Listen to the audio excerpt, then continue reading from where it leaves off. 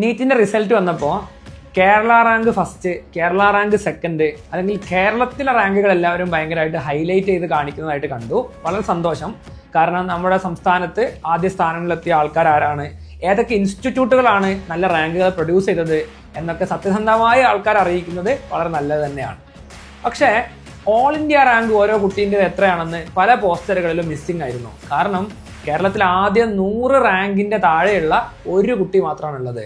നമ്മൾ പലപ്പോഴും വളരെ പുച്ഛത്തോടെ നോക്കുന്ന അന്യ സംസ്ഥാന തൊഴിലാളികളുണ്ടല്ലോ, അവരുടെയൊക്കെ നാടിന്റെ ജനസംഖ്യാനുപാതത്തിലുള്ള പ്രാതിനിധ്യം നോക്കിയാൽ പോലും നമ്മളെക്കാൾ വലിയ റാങ്കുകളും നമ്മളെക്കാൾ കൂടുതൽ റാങ്കുകളും അവർ നേടിയിട്ടുണ്ട്. ആദ്യത്തെ 100 റാങ്കിൽ രാജസ്ഥാനിൽ നിന്ന് 14 പേരുണ്ട്, കേരളത്തിൽ നിന്ന് ഒരു കുട്ടി മാത്രമാണുള്ളത്. ഇത് നോക്കുന്ന സമയത്ത് നമ്മുടെ എഡ്യൂക്കേഷന്റെ ക്വാളിറ്റിയാണ് അവിടെ ശരിക്കും ചർച്ച ചെയ്യപ്പെടേണ്ടത്.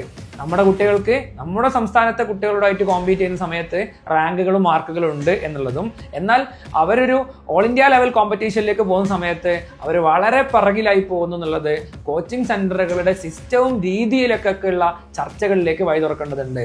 വളരെ മോശം ഫാക്കൽറ്റി ലൈനപ്പുകളും അതുപോലെ തന്നെ ടെക്നോളജികളെ തീരെ യൂസ് ചെയ്യാത്തതും അഡാപ്റ്റ് ചെയ്യാത്തതും പഠന രീതികളുമാണ് ഇതിനെല്ലാം കാരണമെന്നാണ് എൻ്റെ ഒരു ടേക്ക്.